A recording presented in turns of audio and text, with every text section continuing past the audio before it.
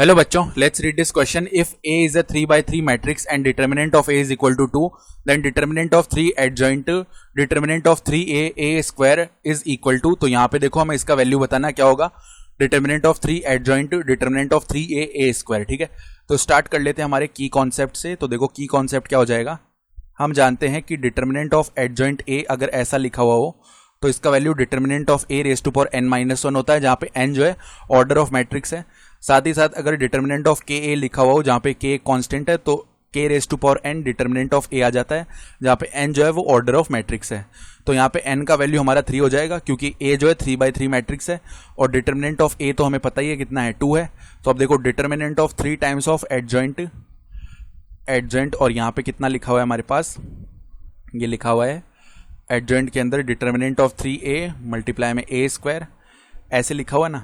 ठीक है, तो इसका जो वैल्यू है वो अगर निकालना चाहते हैं तो डिटर्मिनेंट ऑफ इसको k बोल दें और इसके मल्टीप्लाई में कोई मैट्रिक्स है तो पहले तो k raise to power n के फॉर्म में बाहर आएगा, यानी 3 क्यूब के फॉर्म में बाहर आ गया. और डिटर्मिनेंट ऑफ एडजॉइंट अंदर कितना बच जाएगा, यहाँ पे देखो ये 3 जब बाहर निकलेगा तो 3 क्यूब के फॉर्म में बाहर निकलेगा ना. तो फर्दर देखो यहाँ से ये जो डिटर्मिनेंट ऑफ 3 है इसमें से 3 बाहर निकलेगा 3 क्यूब के फॉर्म में. और डिटर्मिनेंट ऑफ a का वैल्यू है 2 मल्टीप्लाई में a स्क्वायर है, ये टर्म बचा हुआ है एडजॉइंट के अंदर.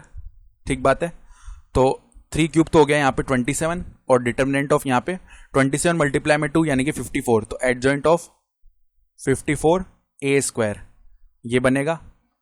तो अब देखो डिटर्मिनेंट ऑफ एडजॉइंट कितना होता है, डिटर्मिनेंट ऑफ a की पावर n-1 तो 27 54 a स्क्वायर और इसकी पावर कितनी हो जाएगी 3-1 यानी कि 2. ठीक है, और इसका ये डिटर्मिनेंट आएगा ना, यहाँ पे डिटर्मिनेंट भी लिखना है हमें. तो अब देखो डिटर्मिनेंट ऑफ कैसे लिख सकते हैं इसको, डिटर्मिनेंट ऑफ यहाँ पे ब्रैकेट लगा लिया. 54 की पावर कितनी बाहर निकलेगी, 54 की पावर अगर हम इसे कांस्टेंट के फॉर्म में बाहर निकालेंगे तो 3 बाहर निकलेगा ना. और डिटर्मिनेंट ऑफ a स्क्वायर है ये लिखा हुआ है और इसका क्या है अभी हमारे पास में, जो इसका पूरे का स्क्वायर भी करना बाकी है तो इस पूरे का स्क्वायर लिखा हुआ है, यानी ये कितना बन जाएगा 27, जिसको फर्दर चलो 3 का क्यूब लिख लें. 54 लिखा हुआ है तो इसको हम कैसे लिख सकते हैं, 3 क्यूब मल्टीप्लाई में 2. ठीक है, ऐसे.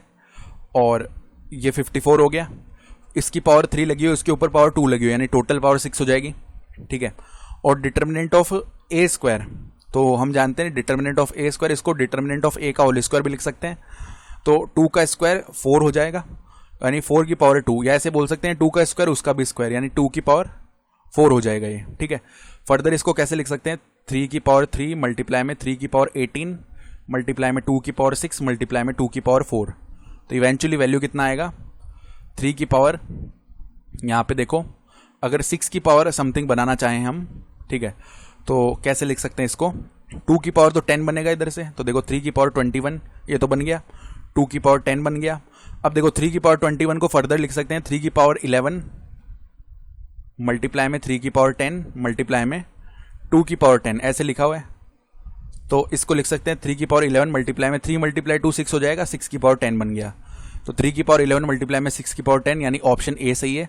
I hope you understood this explanation. Best of luck.